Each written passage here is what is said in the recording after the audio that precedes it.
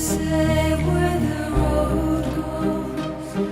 the M2 carbine in Rising Storm 2, it's a great gun, but the M1 carbine is probably, I'd say, one of the weirdest, or what on the weirdest spectrum in terms of gun, because if you remember my rifle tier list, you'll know that I said I hadn't properly formulated an opinion on it, but now I have somewhat of an opinion on the gun, and we're going to be talking about it as well as the M2 carbine. And it isn't going to be one of those videos where I try to be like very opposite or contrarian, I don't know what that means, I hope I'm using it correctly, and say something like, oh, the M1 carbine, it's clearly better than the M2 for XYZ reasons, right? And similar to how I try to fool myself in Counter-Strike that the M4A4 is better than the M4A1S, when that clearly isn't the case. If you play CSGO, you'll know that, but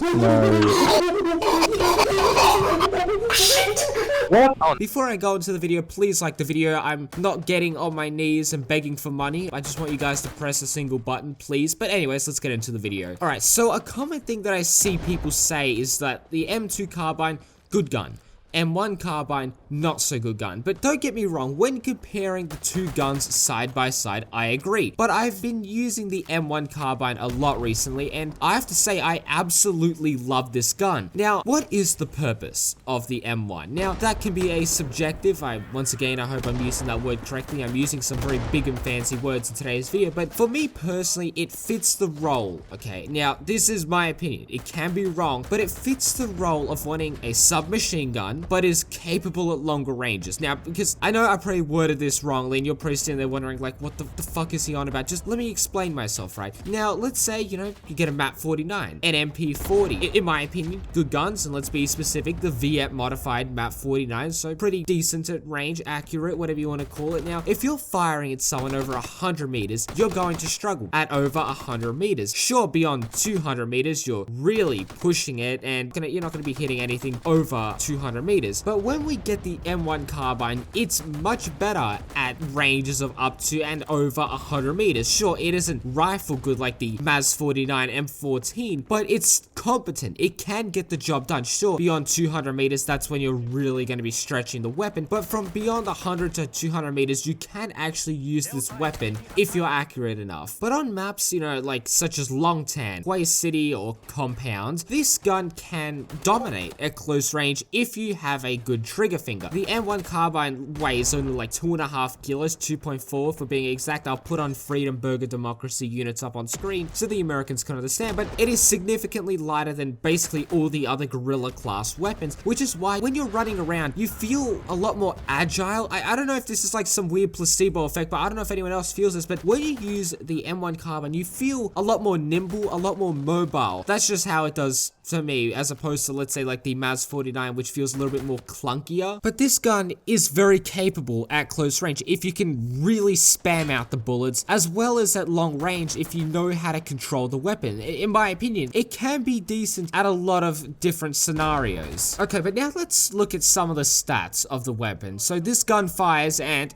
this is going to be a little bit of a difficult thing for me to say. I'm gonna need to prepare myself. 0.30 rounds.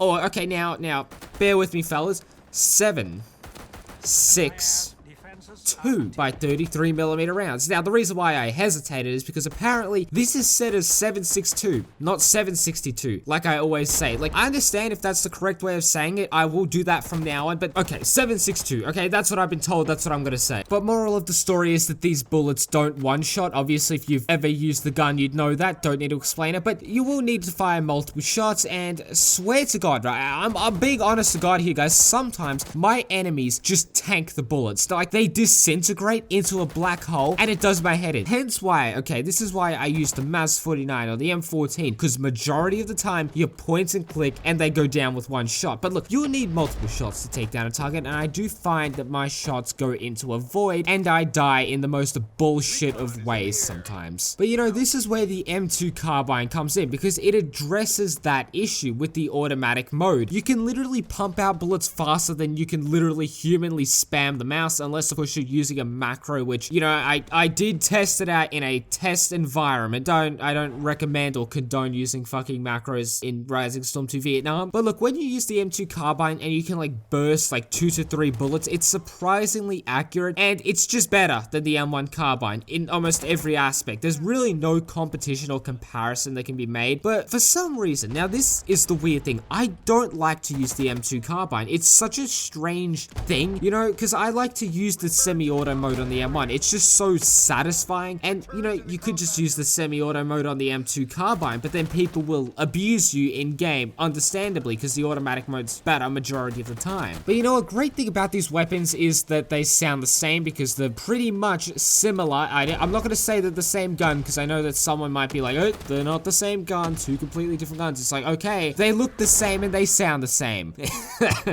But basically, obviously, if you want to flank behind the enemy, go stealthy, because when I'm, you know, running around in Rising Storm, I listen to audio cues. If I hear an AK, an M16 or M14, anything iconic, I can go search for it and kill it. But if I hear an M1 carbine, you can't tell the difference if it's an M2 or an M1 unless they're firing an automatic. But you know, moving on, I want to talk about the magazine choices for the weapon. Now, you have the M1 carbine, right? It has either 15 round boxes or the 30 round magazines. And I read a Steam post or a Reddit post, I can't remember, about how someone used the 15 round box and said that they were basically the way to go. And I even think that I said in my sniper rifle tier list that I disagreed with them until I actually used it extensively, because I only use that ammo config because I have adapted to it. And yes, there are situations where I've been caught with my pants down. Yeah, okay, fair enough. But I just love using it with the 15 opposed to the 30. That's my personal preference. But also one thing that I need to point out is that the M2 carbine has a slower ADS time than the M1 carbine. Now, I don't know if there's like some glitch with the game, because I thought that, okay, with the 30 round magazine, that probably inhibits it from having a faster ADS than the M1. But when I used the 30 round on the M1, it actually still aimed as fast as the box or the 15 rounds. So I don't know what's going on there. I don't know if that's just my game acting up or if that's like an actual thing where the M1 just has a better ADS. But you know, moral of the story is I feel like the M1 carbine just gets hated on a lot more than it should, because it's a decent gun. It can be good at close range and it can be good at long range. But obviously, you know, if you go head to head with something that's designed for close range like a shotgun or a submachine gun, you're gonna get outclassed. If you go in range against an M14 or an L1 or whatever, you're gonna get outgunned. Or if you go against something that's good at everything like a shotgun, you're gonna get outgunned. But you know, I still think that this is a very competent gun in my opinion. But anyways, I'm gonna end today's video there. I hope you guys did enjoy, because if you did, please do consider leaving a like, subscribing, sharing the video with your friends. Anyways, my name is Tan2, and I will catch you guys in the next video.